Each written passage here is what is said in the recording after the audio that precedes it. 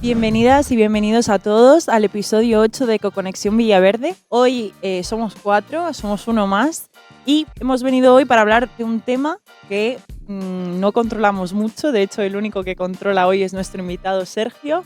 Hola Sergio, muchas gracias. Muchas gracias. Muchas gracias a ti por venir y por ayudarnos en este proceso de aprendizaje colectivo en el que todos vamos a aprender algo nuevo. Vamos a explorar hoy cómo la contaminación atmosférica y lumínica impactan tanto en la salud pública como en la observación astronómica. ¿Vale? Así que nos vas a contar un poco de qué va eso y ahora, mientras tanto, Mariano te introduce. Eso, Sergio, muchas gracias por estar aquí. Lo primero, hablar de qué hace un físico, astrofísico específicamente, candidato al título de doctor por la Universidad Complutense de Madrid en un podcast de sostenibilidad. Bueno, principalmente yo creo que lo que se esconde detrás es esa idea de ciencia ciudadana, ¿no? Esa idea de la ciencia al servicio de la ciudadanía y sobre todo al servicio público para entender lo que está ocurriendo en el día a día. Así que nada, me gustaría que te introducieras un poquito y vamos hablando, a ver qué tal. Muchas gracias, Mariano. La astrofísica está bastante relacionada con el medio ambiente, al menos en el sector que estudia lo que es la contaminación lumínica, y luego también un poco el tema de las simulaciones es bastante parecido a cómo se hacen las predicciones del tiempo, ¿no? Porque al final las condiciones son un poco y la idea es un poco eso, hablar un poco de todo esto. Pues muchas gracias, Sergio. También me gustaría continuar presentando a Alba Suero, que ella es estudiante también de la UCM. Hola. Del grado de Ciencia y Tecnología de los Elementos. Y bueno, estamos aquí un poco para abrir este debate sobre la ciencia y hacerlo una cuestión interesante. Me gustaría un poco, para empezar a hablar, que nos cuentes qué es una simulación numérica. Pues una simulación numérica es básicamente decirle al ordenador, oye, coge todas estas ecuaciones matemáticas y resuélvemelas. Que tú en un primer momento dirías, ¿por qué hacemos esto? ¿Porque somos vagos los científicos? No. Básicamente es porque las ecuaciones que usamos normalmente son muy complicadas. Hay algunas ecuaciones que no tienen una solución exacta que tú puedas coger y calcular en papel. Hay otras que sí que tienen una ecuación exacta, pero que calcularla es increíblemente complicado y que podrías tirarte años para llegar a un resultado y luego decir, el resultado está mal. ¿Y tú cómo crees que afecta todo esto a la predicción del tiempo? Porque me parece que en la semana en la que estamos ahora, justamente, con todo lo que está pasando a nivel nacional, tenemos por un lado la DAN en Valencia, por otro lado todas esas críticas que se vierten a la EMET. No te voy a poner en la situación de decir qué está pasando y se podía haber evitado. No estamos aquí para hablar de eso, pero sí que me parece interesante toda la idea de esa relación de las simulaciones numéricas con la predicción del tiempo y qué papel juegan. Pues mira, sobre esto, un primer punto que quiero decir es que esta semana, el día 2 de noviembre, por si alguien lo quiere buscar, que no sé cuándo se va a publicar esto, la cuenta de AEMET subió en Twitter, o X, según a quien le pregunte, un hilo explicando cómo se hace una predicción meteorológica. Y bueno, básicamente es eso lo que decía, partes de ecuaciones que son muy complicadas, que no puedes resolver tú, se las das al ordenador y le dices, resuélveme. ¿Qué pasa? Que el ordenador tiene limitaciones. No puedes decirle, calcúlame todos los parámetros de temperatura, presión, si va a llover o no, en absolutamente todos los puntos espaciales que hay en el territorio, y tampoco se lo puedes pedir en absolutamente todos los segundos del tiempo a lo largo de la evolución. Y esto es un problema porque tanto en simulaciones cosmológicas, que es lo que hago yo, como en la predicción del tiempo, tienes fenómenos que tienen escalas desde los centímetros hasta los kilómetros y desde los segundos o menos hasta semanas o incluso meses. Y los efectos que ocurren a escalas muy pequeñas pueden provocar cambios a escalas muy grandes. Y ese es un poco el problema con la simulación, que es un sistema caótico en el sentido de un cambio muy pequeñito en las condiciones iniciales que tú le metes al ordenador van a provocar un cambio muy grande en el resultado que te va a salir. Entonces, lo que se suele hacer es tú lanzas estas simulaciones con pequeñas variaciones en las condiciones iniciales y pues te van saliendo diferentes simulaciones con diferentes resultados. Luego, todas estas simulaciones, tú las compruebas y puedes hacer varias cosas. Lo que hacen en las agencias meteorológicas, por ejemplo, es que si, por ejemplo, de 100 simulaciones que han lanzado, llueven 75, pues te dicen, bueno, pues hay un 75% de probabilidad de que llueva, según tengo entendido. Eso es súper curioso porque yo siempre digo, ¿por qué me aparece 60% de probabilidad de lluvia? Porque 60. Básicamente, una forma de decir, no podemos predecir exactamente el tiempo porque eso, son ecuaciones muy complicadas y escalas muy diferentes, pero es nuestra mejor aproximación. Entonces, ¿qué ha pasado esta semana pasada con todo el tema de la DANA? La EMET ha hecho sus simulaciones, ha lanzado sus predicciones y bueno, por lo que he podido ver yo, lanzó sus avisos con un par de días de creo, tendría que comprobar las fechas, pero... Sí, pero yo creo que al final lo clave aquí es, ¿no?, cómo utilizamos esas simulaciones numéricas y cómo están esos ordenadores superpotentes como el de Barcelona, ¿no? Sí, trabajando de forma constante para interpretar esos datos. En este sentido, me parece también que, bueno, si hablamos con un físico, al menos yo, del tiempo que te conozco, siempre te suelo preguntar de estas cosas. Pero también hay cuestiones que sí que las ves, ¿no? Son más tangibles. Porque ahora nos hablas de números y del superordenador de Barcelona y parece que está todo muy lejano, pero yo recuerdo, por ejemplo, cuando subes en Madrid-Río, que hay un par de montañas, ¿no? Entonces yo cuando subo, hay una cosa que sí que veo perfectamente y todos los vecinos lo vemos, aquí Alba me dará la razón, que es el tema de la contaminación lumínica. Ves a Madrid de todos los colores menos azul, ¿no? ¿Qué podrías comentarnos?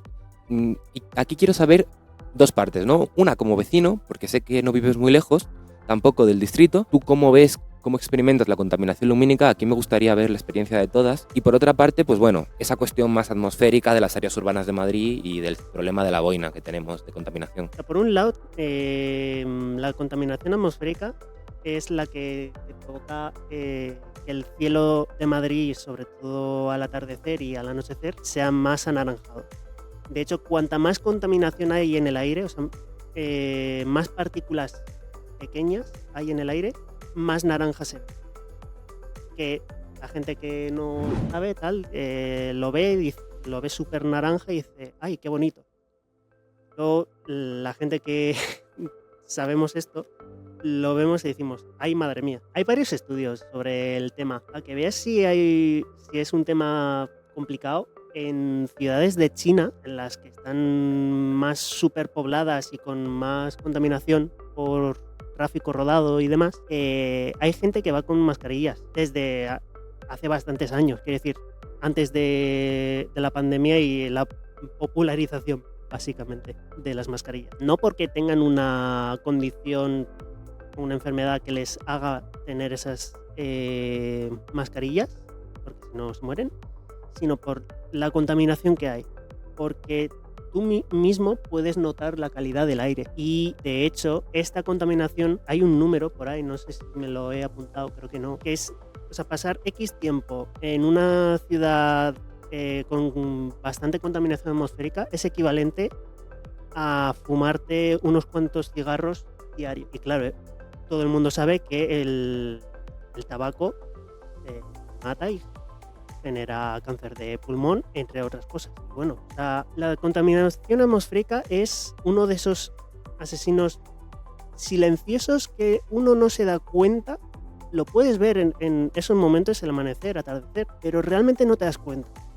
Porque no es lo suficiente como para que en el mismo momento que tú estés respirando ese aire digas estoy tragando veneno, pero sí es lo suficientemente concentrada como para que tu cuerpo lo note y se vea afectado por ello. Me deja súper impactado con lo que me estás comentando, sobre todo porque, bueno, yo creo que aquí todos vivimos en Madrid, eso seguro, pero también dependiendo de dónde vivas, yo vivo al lado de una placita con su parque, tal, muy mono, y como que eso también hace esa idea de tener un parque al lado que al final, bueno, me da un poco más igual porque los árboles limpian, tal, pero sí que es verdad que, por ejemplo, al menos en mi casa, la ropa se cuelga en la parte de atrás, en el patio interior, no en la parte de delante, aunque ahí, bueno, se puede colgar en los dos lados, pero nosotros siempre colgamos detrás. Sí. ¿Por qué? Porque pasan tantos coches por la calle principal que ahí sí que lo ves. Ahí ves la contaminación de una forma muy directa, ¿no? Porque como Queda tiendas pegado en la ropa, ¿verdad? se queda pegado en la ropa, claro. Como que se queda. Sí, a ver, los expertos en esto son los vecinos que viven en la parte de la autovía del suroeste, que creo que es tirando para Carabanchel, que hay una parte que no está soterrada, ¿no? Entonces, pasan tantos camiones, tantos coches, que el humillo que echan se queda pegado a la ropa y de hecho, si os dais cuenta, cuando paséis por una autopista y haya partes que haya casas, ves el color que está desteñido, ¿no? Sí, que está desteñido, que está negro. Y luego también, por ejemplo, en San Fermín, que voy a hablar del distrito de Alba, del barrio, tenéis el nudo de la M40, ¿es? Y bueno, es que en San Fermín hay demasiadas cosas que intervienen con la contaminación del aire, ¿no? Está el tema de la M40, que no solo afecta al ruido, también la contaminación ambiental. Ahora entiendo por qué se ve todo tan naranja. No, pero luego también está el tema del crematorio que quieren meter, que también va a afectar a la calidad del aire. O sea, afecta un poco todo, pero claro, no pasa nada porque tenemos el Manzanares al lado. Se supone, ¿no? Eso se dice. Si tampoco se cuida bien, bueno.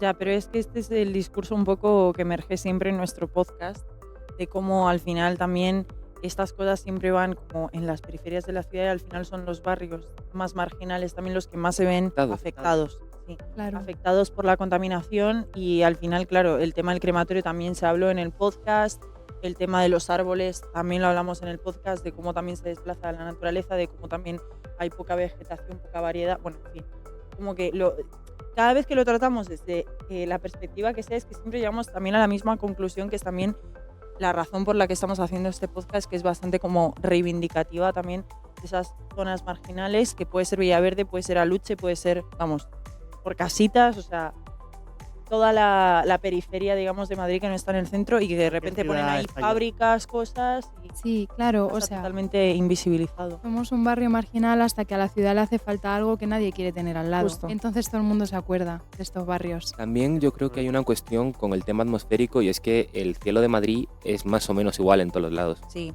¿no? Yo creo que aquí, corrígeme Sergio, pero tengo la sensación o la idea preconcebida de que si tú miras un mapa de contaminación atmosférica, más allá de esos pueblos industriales, ¿no? Donde hay polígonos y hay una producción constante de materias primas, en general estamos igual de contaminados. A ver, el tema es la cantidad de tráfico rodado que hay. Madrid es una ciudad con mucho coche y al final, esta parte no estoy muy seguro, pero la atmósfera se supone que tiene como un nivel de saturación, vamos a decir, para la concentración de estas partículas contaminantes. Si se van acumulando estas partículas en el centro, llega un punto en el que en el centro ya no hay más espacio para ellas, entonces se desplazan hacia los bordes y luego también el propio tráfico de las zonas periféricas de la ciudad. claro, porque además en el centro de Madrid no nos olvidemos que no puedes pasar con coches que tengan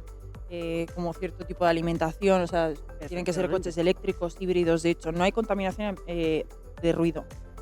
O sea, poquísima contaminación. Yo vengo de una ciudad muy pequeña, vivo en el centro de la ciudad, hay un ruido horrible y en Madrid, yo viviendo, o sea, tengo amigas que vienen al lado de la Gran Vía y es que no oyes nada, no escuchas nada. Entonces, claro, ahí hay una cuestión de tráfico, o sea, de contaminación del ruido y contaminación también del aire, porque al final, como no pasan coches, que habrá seguramente otro tipo de contaminación al final, quiero decir, la contaminación está ahí. Pero sí que es verdad que, por ejemplo, en el caso de tender la ropa, pues esa es una condición que en Madrid Centro no tienen, porque el bus que te pasa es un bus eléctrico, el coche que te pasa es un coche eléctrico. Claro, sí, aquí por ejemplo siempre es interesante la idea de no homogeneizar, porque al final si estamos hablando de sobre todo del centro de la ciudad, hablamos de un nivel de renta distinto y sobre todo de un nivel de aislamiento dentro de las casas y de una calidad en la construcción que por ejemplo en el distrito de Villaverde no es exactamente la misma, no es todo muy heterogéneo. El otro día estábamos haciendo una etnografía por el barrio de Puerta del Ángel y nos dábamos cuenta de que el año de construcción no es el mismo en todo el barrio. Los barrios no se levantan de la nada, ¿no? No somos ese tipo de país, sino que se van construyendo un poco siguiendo las necesidades y las demandas de la población y de la sociedad. Entonces en Villaverde, por ejemplo, de repente tienes zonas como es el entorno de Villaverde Bajo, que bueno, las viviendas están más o menos, creo que la más vieja es de 1927, y las más modernas son del 2008, ¿no? Y entre esos dos rangos tienes viviendas de todo tipo, con distintos niveles de aislamiento, tanto a nivel de ruido como a nivel atmosférico, y eso impacta a la población de una forma muy distinta. Al final, a esa idea iba en que de alguna forma todo el tema atmosférico nos impacta de una forma horizontal. Porque aunque esté un poco mediado con el aislamiento de tu casa, es que las casas son muy heterogéneas en Madrid y en distintos barrios, distintas cosas. Entonces, bueno, es interesante, pero sí que creo que también habría que pasar al siguiente tema que nos encantaría tratar hoy contigo, Sergio. Sé de buena tinta que eres un aficionado a la observación astronómica. También vienes de una zona de España donde no hay tanta contaminación atmosférica.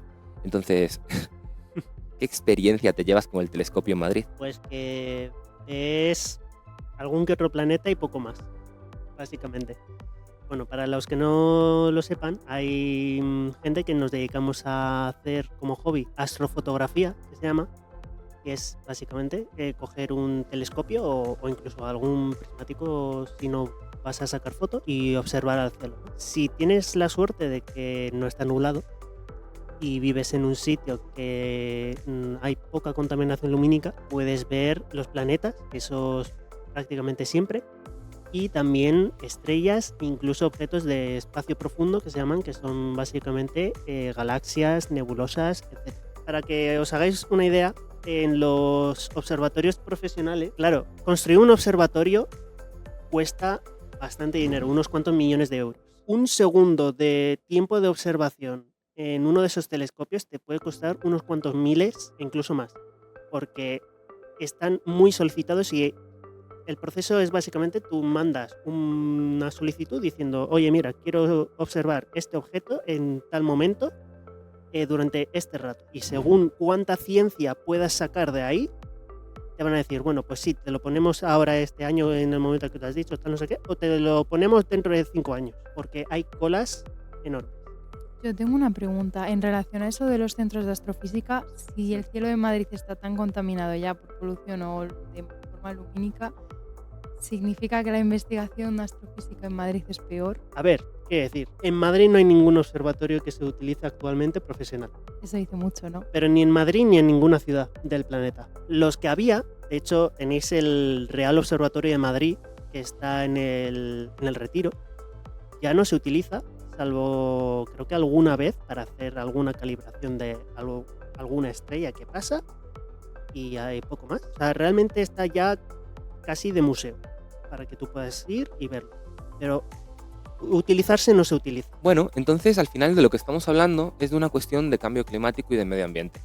Es esta idea que, bueno, últimamente está puesta muy en duda, sobre todo desde una ala de extrema derecha, de que nuestras ciudades están cambiando, nuestro entorno está cambiando y todo esto está provocado, pues, el efecto invernadero, la acción del hombre y, sobre todo, esa acción industrial y todo el peso que tienen esas emisiones de una vida cada vez más técnica, coches, aviones, grandes desplazamientos, toda la cadena de suministros mundial. Entonces, bueno, por acotar un poco, ¿no? Y volver también a nuestro tema sobre contaminación atmosférica, me gustaría un poco, pues, escuchar vuestra opinión sobre esta cuestión de la contaminación atmosférica y lumínica. Aparte de lo que he estado comentando antes, que la contaminación atmosférica puede provocar problemas de cáncer de pulmón y ese tipo de cosas, la lumínica, que al final es un poco en la que estoy yo más puesto, básicamente lo que hace es alterar los ritmos circadianos de todos los seres vivos, en plan animales, seres humanos y plantas también. De hecho, vi una foto hace un tiempo de un árbol que estaba iluminado por una farola. La parte que estaba iluminada tenía las hojas verdes y la parte que no estaba iluminada tenía un minisol. Básicamente. La planta se pensaba que era verano. Claro, confunde los sistemas. Entonces, claro, en los animales y concretamente en los humanos, la alteración de este ritmo circadiano altera la producción de hormonas y eso se ha encontrado en varios estudios que incrementa la incidencia del cáncer, concretamente el cáncer de mama y el cáncer de próstata, que son, si no me equivoco, yo de medicina sé lo justo, son cánceres bastante relacionados con el tema hormonal. Y por otro lado también se ha relacionado un incremento de la incidencia en depresión y otros problemas de salud mental con un ritmo circadiano alterado y por tanto con la contaminación. Sí, yo por ejemplo con relación a la contaminación sonora, Acústica. acústica, es que no me salía. con la contaminación acústica, yo creo que tiene mucho que ver, por ejemplo, ya a nivel anímico, cómo esta contaminación nos afecta a nosotros, porque si nos situamos en un entorno muy ruidoso todo el rato, a todas horas del día, sales a la calle y de repente tienes una moto súper ruidosa, un coche, una ambulancia, una policía, unos bomberos y tal, al final esto hace que el cuerpo también esté en constante estímulo, bajo constante estrés, constantemente en estado de alerta, y eso, digamos que al final genera una sobreestimulación, que también la ansiedad es una patología muy recurrente y es que normal, porque es que vives en una ciudad totalmente sobreestimulada, que también afecta no solo al medio ambiental, sino al propio medio humano y al medio social, ¿no? Entonces, en ese sentido yo creo que también es importante la contaminación sonora, por eso, identificarla, digo. Sí, o sea, por ejemplo, un ejemplo súper raro, pero es algo que yo cuando descubrí me sorprendió un montón. En la producción de carne de aves se utiliza la luz como punto crítico para cuándo se alimentan más los pollos o cuándo no. O sea, hay unas pautas de cuántas horas tiene que estar un animal a oscuridad y a cuántas horas a luz o en qué momento se da la luz para que coman más o menos. O sea, si influye así simplemente en la alimentación de un animal, a nosotros muchísimo más. Y a ver, eso se ve claramente con el horario de verano y el horario de invierno, que todos decimos, joder, a las 7 de la tarde ya es de noche y ya estamos muchísimo más tristes que en verano.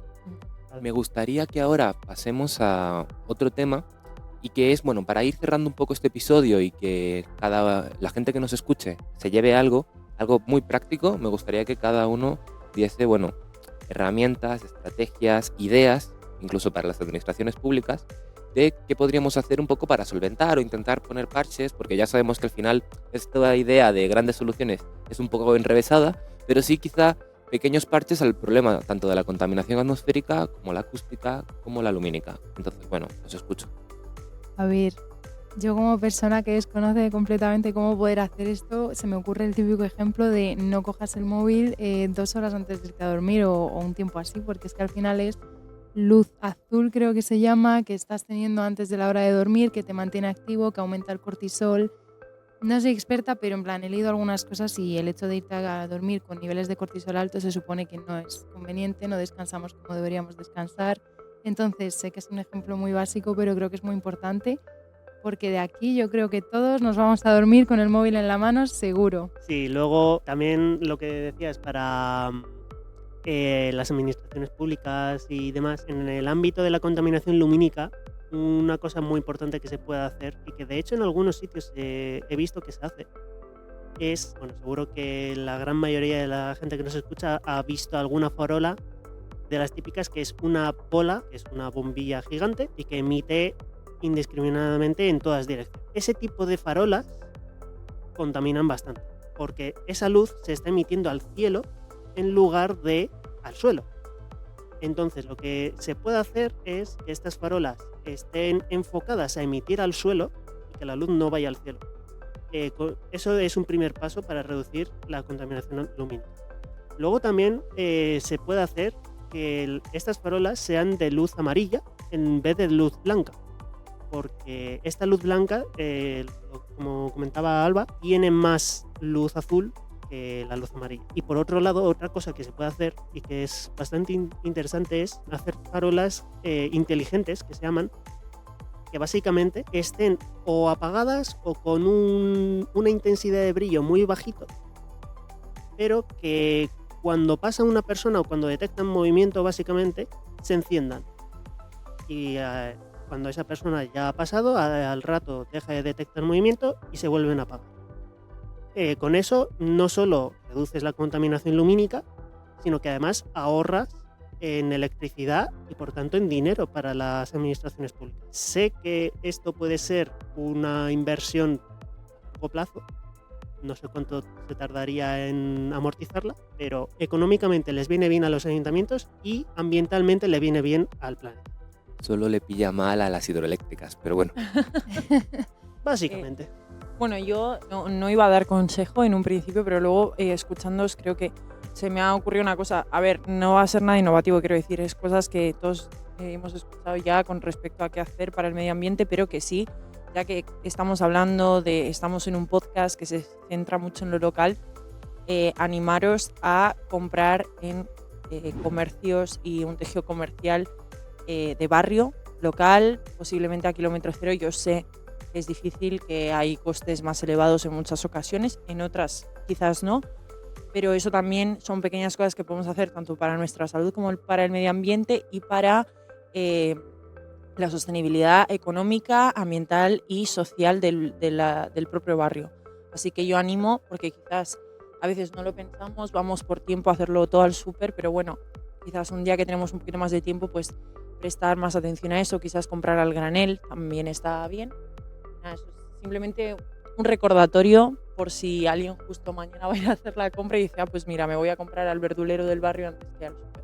Claro, porque al final estamos hablando de toda una cadena de suministros que implica un transporte, una logística, un gasto de fuel y de combustibles brutal. Sí, también el método de producción, el efecto sierra. El hecho de que las cerezas vengan de Chile no es natural, ¿vale? Eso no es normal. Y el aguacate, hay que comer menos aguacate, ¿vale, Hay Mariano? que comer menos aguacate, gasta un montón de agua.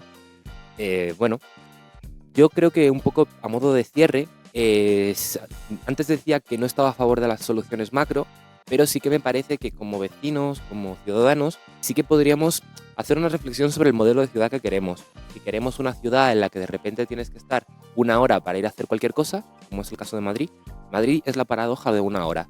Lo mismo puedes ir a 2 kilómetros que a 10 y vas a tardar 1 hora. No importa que tomes, Comedia. siempre es 1 hora. Sí, sí, sí. Entonces, bueno, ciudades más amigables respecto a eso, yo creo que sería clave, ¿no? Que quizá no tenga que depender del transporte público para ir a hacer la compra, el médico y cualquier cosa. Mucho se habla de la ciudad de los 15 minutos. Igual sería una buena idea, interesante, ponerla en práctica. Si no tenéis nada más que añadir, Sergio, muchísimas gracias por haber venido. Eso es, A muchas vosotros gracias. por invitarme. Gracias. Muchas gracias. Muchas gracias, Alba. Esperamos verte en más episodios también. Lo veremos. Entonces, muchas gracias a todas. Nos vemos en el próximo episodio. Chao. Adiós. Hasta luego.